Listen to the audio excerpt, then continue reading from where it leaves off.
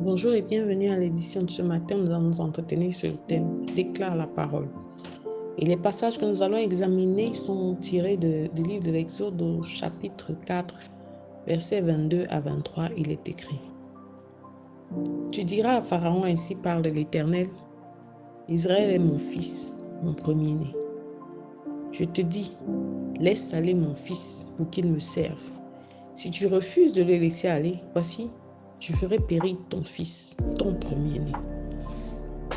Il s'agit d'une déclaration puissante que le Seigneur a mis dans la bouche de Moïse pour l'adresser à Pharaon. Le Seigneur a mis des mots spécifiques et Dieu ne parle pas au hasard, afin que Pharaon comprenne de qui il tient son autorité.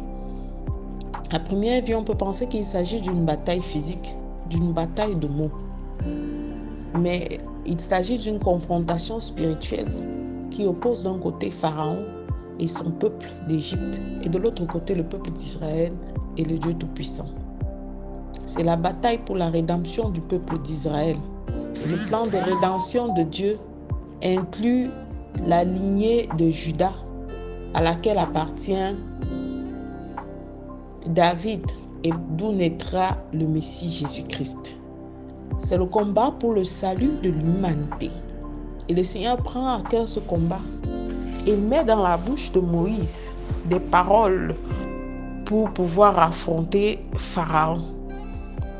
Comment pensons-nous pouvoir remporter des batailles sur un plan spirituel, tant spirituel que physique? Parce que au regard des avantages, de l'avantage du nombre, de l'avantage des équipements, Israël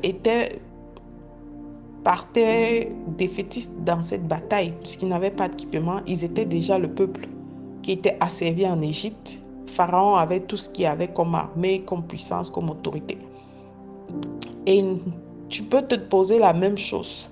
Comment rentres-tu dans un combat devant un géant qui a tout en apparence physique, mais qui en réalité n'a pas la même relation que tu as avec Dieu? Le premier élément à prendre en compte pour renverser la tendance, c'est l'intérêt d'une relation stable avec Dieu. Le Seigneur a appelé Israël mon fils, mon premier-né. Quelle est ta relation avec Dieu? Est-ce que Dieu est ton Père? Est-ce qu'il est le créateur de toutes choses? Est-ce qu'il est l'alpha et l'oméga pour toi? Est-ce qu'il a une alliance avec toi? Ce nom affectif, mon fils, mon premier-né que le Seigneur a donné à Israël, c'est à cause de l'alliance qu'ils avaient faite avec lui que les pères de la foi, Abraham, Isaac et Jacob, avaient eu à établir avec Dieu.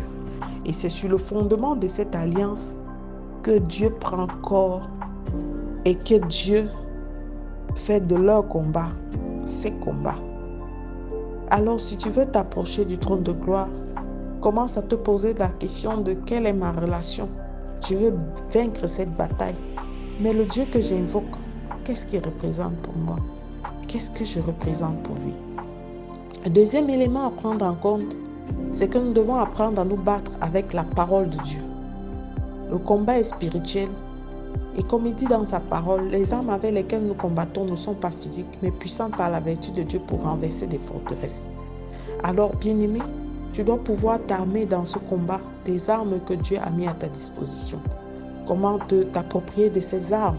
C'est en méditant la parole de Dieu, en te servant de la parole de Dieu dans ta bouche, en la gravant dans ton cœur, que toutes tes conversations, que toutes tes attentes, que tous tes combats soient entourés, centrés et galvanisés par la parole de Dieu.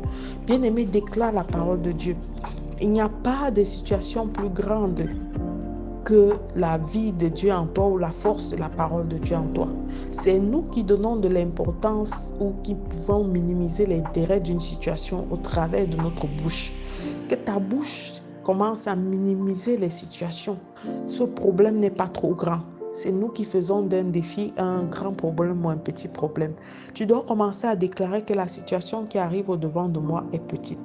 C'est une situation que je vais gérer parce que le Dieu avec lequel je combats, c'est le Dieu qui a ouvert la mer Rouge. C'est le Dieu qui a combattu. C'est le Dieu qui a fait sortir son peuple de la captivité. Alors la situation que j'ai n'est pas grave. De la même manière que le Seigneur renverse des forteresses pour le peuple d'Israël, il renversera cette situation à mon avantage. Tu pourras utiliser la parole de Dieu et déclarer tout ce que l'ennemi planifie, parce que la parole de Dieu me dit que toute arme forgée contre moi sera sans effet. Bien-aimé, utilise la parole. Et c'est parce que Dieu est en relation avec toi. Et c'est parce que nous pouvons prendre appui sur sa parole. De cette manière, il prend cause pour nous dans tout. Alors, si tu laisses partir mon fils, il a dit à Pharaon, je prendrai, si tu laisses partir mon fils, je prendrai le tien. Et nous verrons comment il va prendre le fils de Pharaon dans la prochaine édition, celle que nous aurons demain. Le Seigneur les a délivrés d'une arme puissante, de l'oppression. Mais le Seigneur peut aussi te délivrer de tous les combats auxquels tu fais face. Et je déclare que par une main puissante, le Seigneur t'arrache des mains de l'ennemi. Le Seigneur te fait sortir des filets de l'oiseleur. Ils te feront la guerre, mais ils ne te vaincront pas, car le Seigneur est avec toi. Tu es son fils, tu es sa fille. Alors ce matin encore, je te recommande de faire cette prière avec moi. Père éternel, je t'appartiens, Père éternel, et je sais que tu es avec moi. Apprends-moi à prendre appui sur ta parole, Seigneur, afin de surmonter toute situation auquel je fais face. Béni sois-tu, toi qui vis et règnes d'éternité en éternité. Au nom de Jésus-Christ, nous avons prié. Amen, amen, amen. Je suis la révérende Sonia Antoinette. Je vous souhaite de passer une excellente journée. Shalom.